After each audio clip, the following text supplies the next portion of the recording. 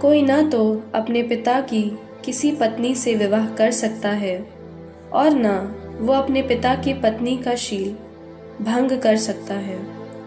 ऐसा कोई व्यक्ति प्रभु की धर्म सभा में सम्मिलित नहीं हो सकता है जिसके अंडकोश कुचले गए हैं या जिसका लिंग काटा गया है।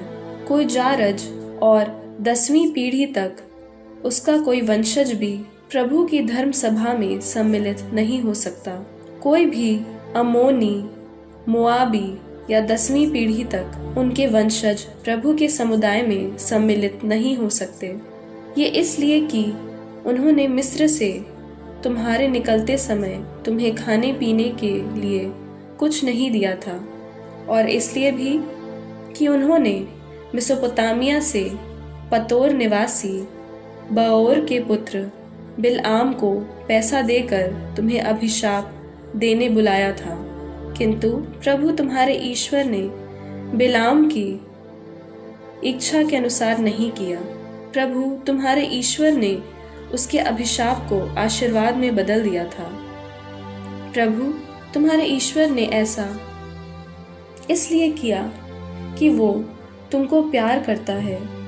तुम जीवन भर उन लोगों के साथ शांति या अच्छा संबंध स्थापित करने का प्रयास मत करो। तुम एदोमियों से घृणा नहीं करोगे क्योंकि वे तुम्हारे भाई हैं।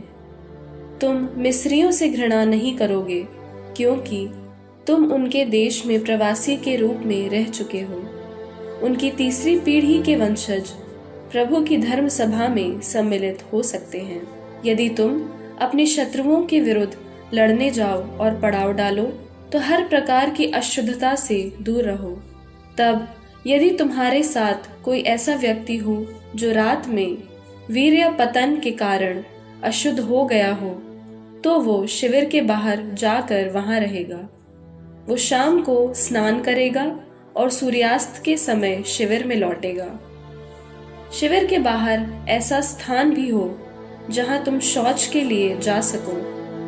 तुम अपने अस्त्र शस्त्र के साथ एक खुरपी भी रखोगे जिससे तुम शौच के समय गड्ढा खोदकर मल ढक सको, क्योंकि प्रभु तुम्हारा ईश्वर तुम्हारी रक्षा करने और तुम्हारे शत्रुओं को तुम्हारे हाथ देने के लिए तुम्हारे शिविर में विचरता है।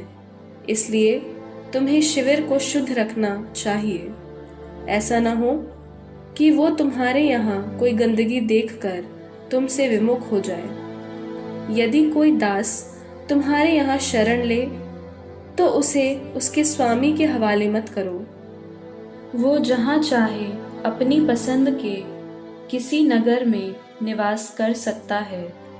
तुम उस पर अत्याचार नहीं करोगे। अपनी मन्नत पूरी करने के उद्देश्य से कोई भी वैश्यावृत्ति या पुरुष गमन की कमाई प्रभु अपने ईश्वर के मंदिर में नहीं ला सकता, क्योंकि उसकी दृष्टि में दोनों घृणित हैं।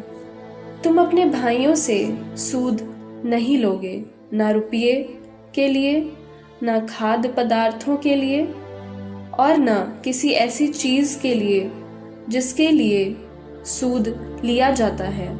तुम परदेशी से सूद ले सकते हो, परंतु अपने भाई से तुम सूद नहीं ले सकते।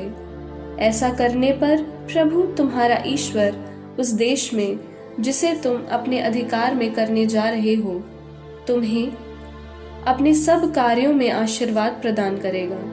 यदि तुम प्रभु अपने ईश्वर के लिए कोई मन्नत करते हो तो उसे पूर्ण करने में विलंब नहीं करोगे, नहीं तो प्रभु तुम्हारा ईश्वर निसंदेह उसकी मांग करेगा और उसे पूरा नहीं करने पर तुम्हें दोष लगेगा।